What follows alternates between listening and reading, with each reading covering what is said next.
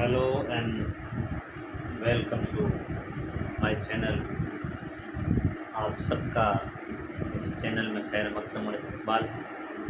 आज हम एक नया सेशन शुरू करने जा रहे हैं। इसमें हमारा टारगेट ये रहेगा कि जो मदरसा बैकग्राउंड के स्टूडेंट्स हो या टीचर्स हो जो इंग्लिश से अनअवेयर हैं, इंग्लिश सीखना चाह रहे हैं लेकिन उनके पास वक्त की किल्लत, समय की कमी है जिसकी वजह से नहीं कर पा रहे हैं, पर्टिकुलरली उनके लिए हम इस सेशन को वीडियोज़ को शुरू कर रहे हैं। तो वीडियो शुरू करने से पहले आप सभी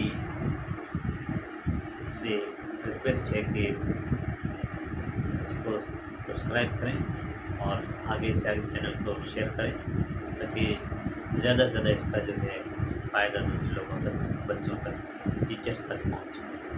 तो आज के सेशन में हम पढ़ेंगे आर्टिकल्स। तो अगर मेनली देखा जाए तो अंग्रेज़ी ज़ुबान में 3 आर्टिकल्स होते हैं। एक है ए, एक होता है एन और तीसरा होता है द।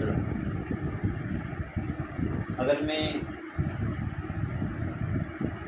ए और एन की एक्सप्लेनेशन करना चाहूँ तो ए और एन का वर्क और जॉब वही है जो तनवीन का काम अरबी ग्रामर में आप हज़रात ने पढ़ा है। तनवीन का जो तर्जमा होता है एक का या कोई का, वही तर्जमा जो है ए और एन का होता है।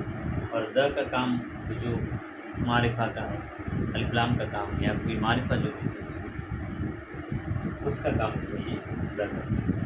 तो आइए कुछ एग्जाम्पल से समझते हैं इनका उपयोग, इनका इस्तेमाल कैसे होता है और किसके साथ में ए आता है, किसके साथ में एन आता है। पर्टिकुलरली हम ए और एन के बारे में आज डिस्कस करेंगे।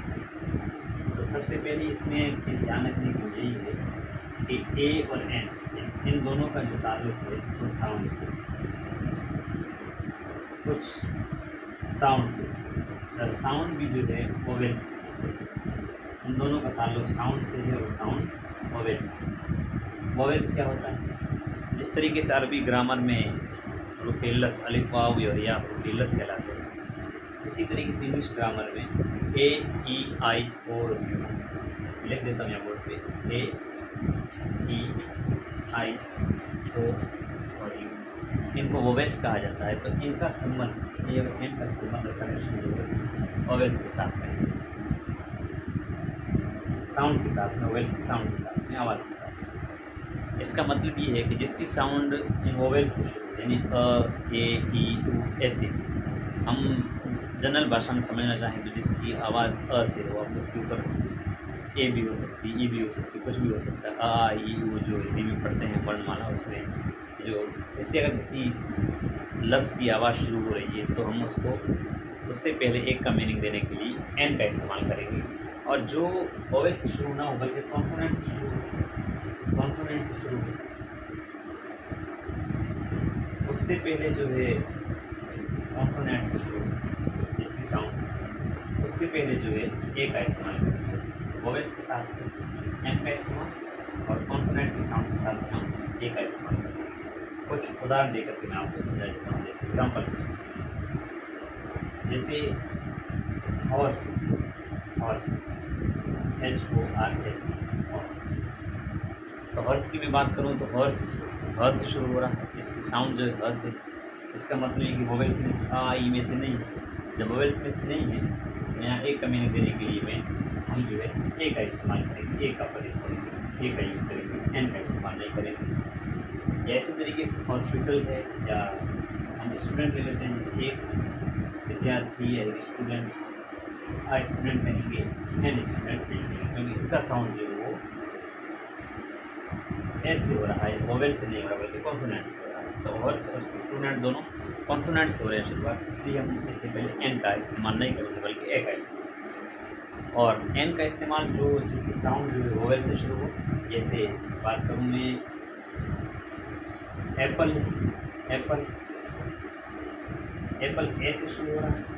अगर हमें एक का मीनिंग देना है तो इससे पहले हम एन का इस्तेमाल करेंगे, एन एप्पल। या इसी तरीके से दूसरा उदाहरण ले लेते हैं, जैसे ऑरेंज, ऑरेंज, इससे पहले हम अगर اس کے ساتھ میں ایک کا ٹرانسلیشن کرنا چاہیں، ایک کا میننگ دینا چاہیں تو ہم یہاں پر بھی این کا استعمال کریں گے۔